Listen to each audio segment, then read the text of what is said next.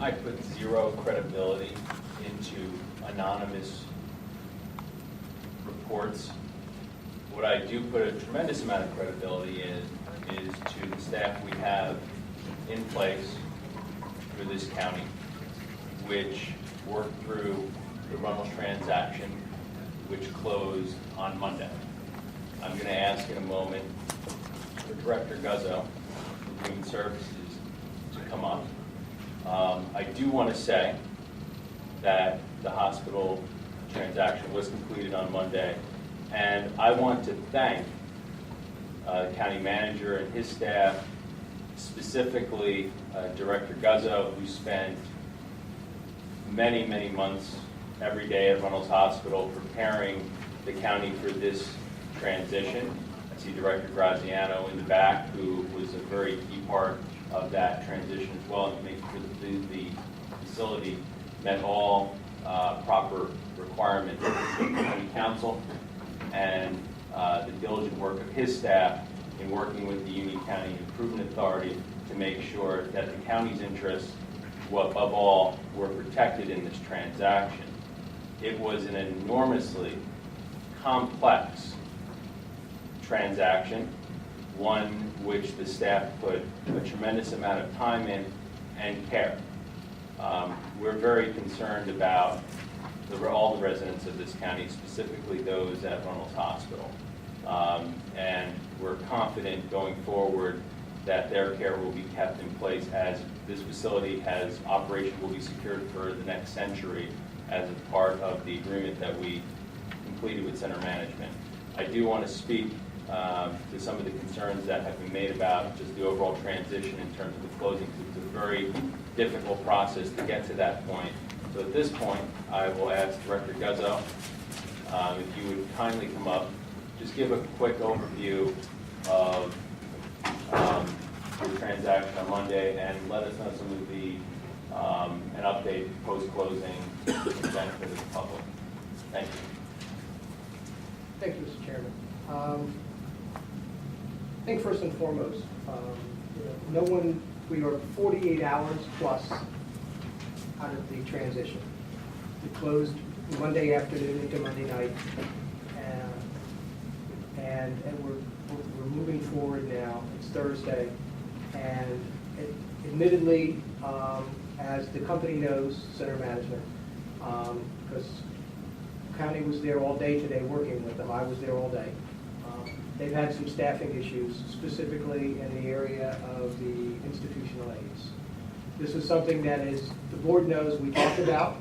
We expected that there would be some issues relative to that, because historically what happens is people look at what the job that they had and the job that they're going to and make a decision on whether or not they want to continue. That was done. Unfortunately, when we were closing that transaction, center management had enough staffing to adequately provide care for the residents at the hospital.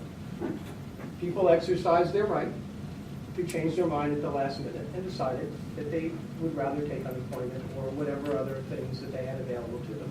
And it did leave them short. The center management is well aware of where their weaknesses are relative to staffing. They have implemented today. We went through to implement a plan, and I'll tell you where they are. They have engaged 4 agencies to provide them with staffing, and as a result of those agencies, at least 9 additional institutional aides will be there effective tomorrow. They put an ad in the paper to a site called Job Builder, I think it is, that will also bring staff in. They have taken their human resource person for their corporate office and put them at Runnells Hospital to do full-time recruitment to make sure that they get up to the staffing capability that they need to get up to in order to properly care for the residents in the long-term care unit at the hospital. They've also given some incentives to employees that if in fact they have someone that they know that wants to work, that they will provide them with a $100 bonus providing they go through the probationary period. we're looking through our one-stop to see if we can do some recruitment to also assist them, because, you know, we surely have a vested interest in ensuring, as the board clearly said from the beginning, that the care needed to be where you're comfortable and where it has been. So anything that we can do to assist them in that process, we will continue to do and work with them on a daily basis until such time as we're comfortable with their operating the way that we want them to operate. The final arbiter, of course, is the state of New Jersey. And if in fact, you know, there are issues that come up that warrant it, the state will be there very quickly to look at how they're operating and what deficiencies they have, and they will give them very little time to correct them. And I will assume that will happen because people call the state to make sure that happens. So this has been a slow transition. It was a rocky start for a lot of reasons. But, you know, I believe that the company is doing whatever it can in order to get where they need to be in order to operate the way that we want them to operate. So, you know, in terms of any other comments made, I just simply think that there's nothing, you know, there were no questions, so there's no reason to comment. So, if there's any other questions from the board while I'm here, I'll be more than happy to answer them. If I've missed something, please let me know. No, thank you for your time. Regarding the closing and transition at Runnells. Thank you. Thank you, Mr. Chair. Any other members of the public wishing to speak?